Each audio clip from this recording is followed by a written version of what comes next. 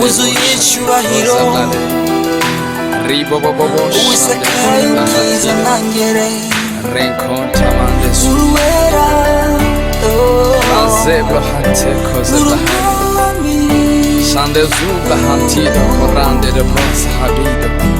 nawe wanye nawe. Haleluya.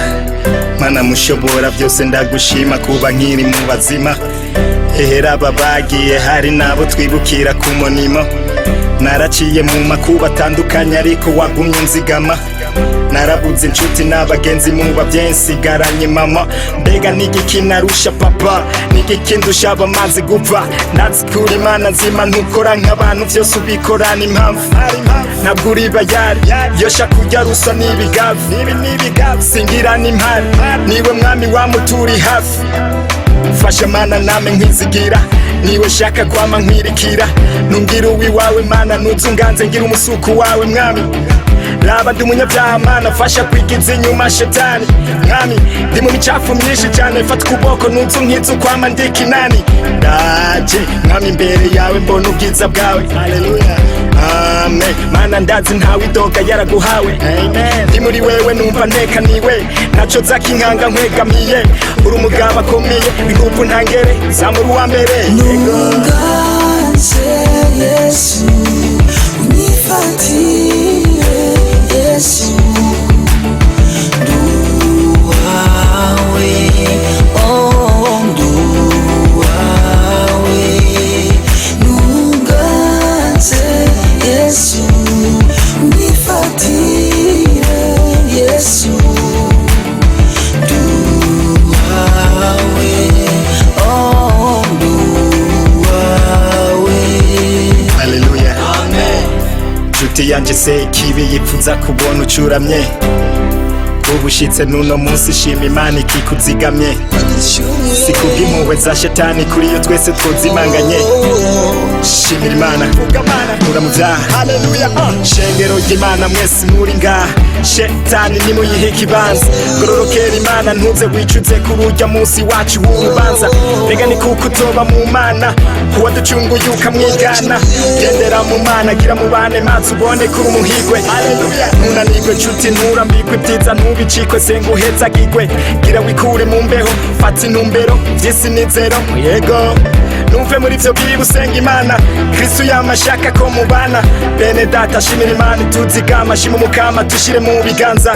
Oh haleluya Mana yacu turashaka kutuganza.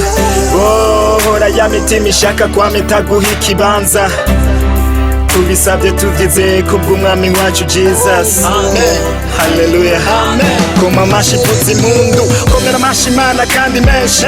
Yamana data atari wamuweshi. Haleluya abaririmbire Mana babe baritegura kugira baze baduhezagire. Turirimbe tugire umwami Kristo umwami impundu n'amashimwe arabikwiye.